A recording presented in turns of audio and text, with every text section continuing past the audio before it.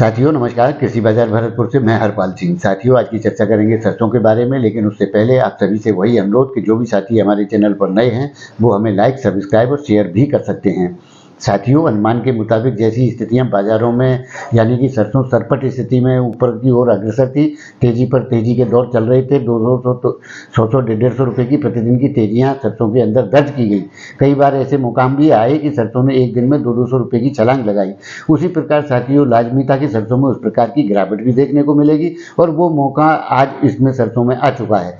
साथियों आज सरसों के अंदर 150 से लेकर के 200 रुपए तक की गिरावट दर्ज की जा रही है, जो कि एक अपर्याप्त रूप से आवश्यक भी थी और ऐसा सभी को लग रहा था कि जिस प्रकार से बाजार प्रतिदिन तेजी दर तेजी खाए जा रहे हैं उसके हिसाब से मध्य की भी स्थितियां यानी कि करेक्शन के हालात भी बाजार को देखने को मिलेंगे। साथियों निश्चित रूप से वो समय आ गया है। आज कोटा गोयल मंडी जो है सरसों 6900 रुपये, महेश एडिबल 6425 रुपये, शारदा बीपी आगरा 6350 रुपये और उसी प्रकार से अडानी बिलमर 6050 रुपये के भाव कोट किए जा रहे हैं। साथियों भरतपुर मंडी 42 कंडीशन जो कल के मुकाबले 149 रुपये सस्ती यानी कि 5677 रुपये के भाव भरतपुर मंडी के कोट किए गए हैं।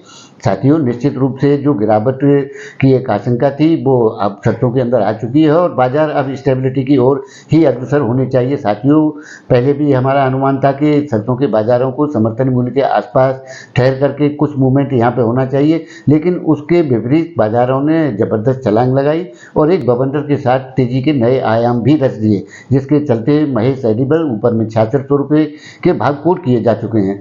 साथियों निश्चित रूप से जब बाजारों के अंदर एक भ्रामक बाजार भाव आने लगे प्लांटों के, तो तब से ऐसा लगने लगा था कि निश्चित रूप से अब वो सरसों के अंदर गिरावट का समय आ चुका है, यानी कि करेक्शन उसी प्रकार का देखने को मिलेगा जिस प्रकार की सरसों में तेजी के अंतर दिखाई दिए थे।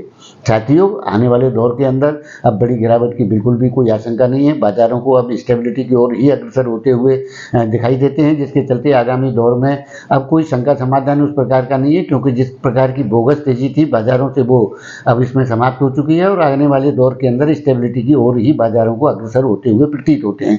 साथियों निश्चित रूप से आने वाले दौर के अंदर जिस प्रकार का जो करेक्शन आ गया है ये लाजमी था सरसों के अंदर, जिससे चलते आगामी दौर के जो बाजार हैं उसकी तेजियों के हिसाब के भी समीकरण देखने को मिलेंगे। वैसे तो साथियों अब आने वाला दौर नई सरकार की रीति नीति और उसी प्रकार से विदेशी तेलों की स्थितियों के आधार पर ही बाजारों के रुख तय होंगे और मानसून की स्थितियां क्या रहती हैं ये सारे समीकरण ही अब आगे के बाजारों की तेजी मध्य के रुख तय करेंगे।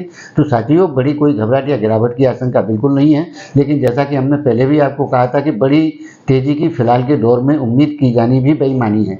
तो साथियों निश्चित रूप से आने वाला दौर सरसों के अंदर सुनहरी रहेगा, ऐसी हमारी शुभकामनाएं और हमारी आशा भी है। तो साथियों आगामी दौर के लिए निश्चित रूप से ऐसी स्थितियों के लिए तैयार रहना चाहिए और जैसा कि हमने कहा था कि मुनाफा वसूली का दौर भी आता है, उसको भी व्यापारी और साथियों को निश्चित रूप से बनाना चाहिए। तो साथियों आपको हमारी जानकारियां और हमारी सूचनाएं कैसी लगती हैं हमें कमेंट करके ज़रूर बताएं। तब तक के लिए कृषि बाजार की ओर से आप सभी का बहुत बहुत आभार और धन्यवाद।